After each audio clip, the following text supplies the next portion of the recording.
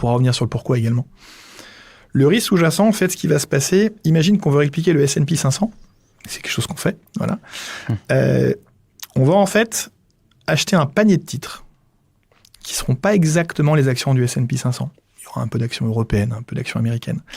Il y a un cadre assez précis, en fait, dans ce qu'on peut acheter. On appelle ça, dans notre jargon, le panier de substitution, qui est affiché sur notre site. Si tes auditeurs veulent en savoir plus, il est affiché quasiment en temps réel sur notre site, ETF par ETF.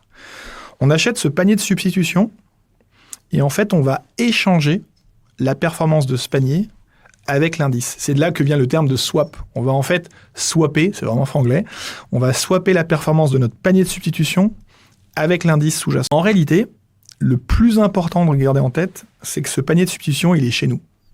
Il est dans le fond. Il est dans le fond, il est dans indépendant. la société. Il est dans la société indépendante. Ce panier, alors il peut changer, et on fait ça de concert avec la contrepartie.